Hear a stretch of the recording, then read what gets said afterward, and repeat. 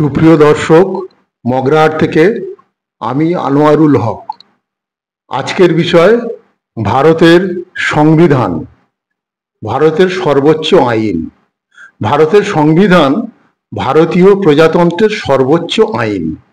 এই সংবিধানে বহু কক্ষ বিশিষ্ট সরকার ব্যবস্থা গঠন, কার্যপদ্ধতি, আমলাতান্ত্রিক কর্তৃত্ববাদ, গোত্রীয় স্বাতন্ত্র্যবাদ, সমকামী অধিকার তত্ত্ববাদ, ক্ষমতা ও কর্তব্য নির্ধারণ, মৌলিক অধিকার, নির্দেশমূলক নীতি এবং নাগরিকদের কর্তব্য নির্ধারণের মাধ্যমে দেশের মৌলিক রাজনৈতিক আদর্শের রূপরেখাটি নির্দিষ্ট করা হয়েছে। 1949 সালের 26শে নভেম্বর গণপরিষদে 284 জনের সই করলে গৃহীত হয় এবং এই দিনটি জাতীয় আইন দিবস হিসেবে পরিচিত। 1950 সালের 26শে জানুয়ারি থেকে এই সংবিধান জোরদারভাবে কার্যকরী হয়।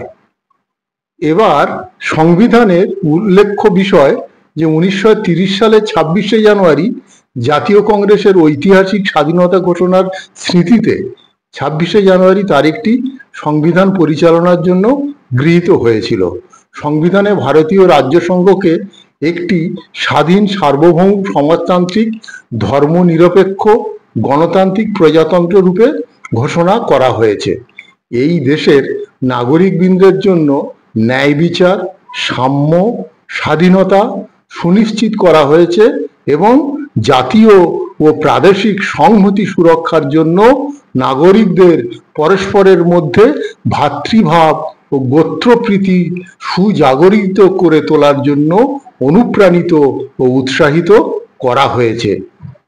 সমাজতান্ত্রিক, ধর্মনিরপেক্ষ ও সংহতি এবং সকল নাগরিকের মধ্যে ভ্রাতৃভাব এবং গোত্রপ্রীতি পূর্ব প্রচলিত আইন সমূহ ভারত শাসন আইন, ভারত কাউন্সিল আইন, ভারত স্বাধীনতা আইন এই শব্দগুলি 1976 সালে একটি সংবিধান সংশোধনীর মাধ্যমে সংবিধানের সঙ্গে সংযুক্ত করা হয়। সংবিধান প্রবর্তনের স্মৃতিতে ভারতীয়রা প্রতি বছর 26শে জানুয়ারি তারিখটি প্রজাতন্ত্র দিবস হিসেবে উদযাপন করে থাকে।